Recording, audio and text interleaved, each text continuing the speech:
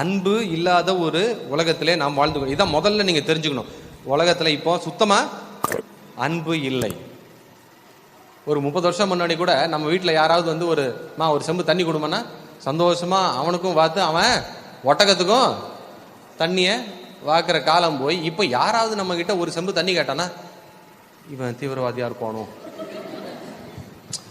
யாரையுமே ஒரு சந்தேகத்தோட பார்க்கிற ஒரு கண்ணோட்டம் நமக்கு வந்துருச்சு. இவன் ஏன் வந்தான் இங்க, நீங்க அங்கேயே நில்லுங்க, நாங்க கிரில் வழியா செம்பை இங்க வைக்கிறோம், நான் பின்னாடி வந்துடுவேன், அதுக்கப்புறம் நீ முன்னாடி வந்து செம்பை எடுத்துட்டு செம்பை திருப்பி கொடுப்பானா இவன்.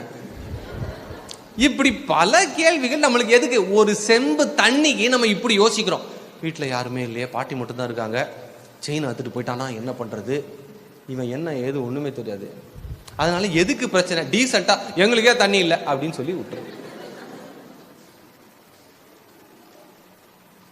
அப்படிப்பட்ட ஒரு அன்பு இல்லாத ஒரு உலகத்துல தான் நம்ம வாழ்ந்து கொண்டு. நேத்தோ இன்னைக்கும் நான் நியூஸ் பேப்பர்ல படித்தேன், பெத்த குழந்தைய அம்மாவே கொண்டுருச்சு. பச்சை குழந்தைய அம்மாவே கொண்டு டஸ்ட்பின்ல போட்டுருச்சுங்க.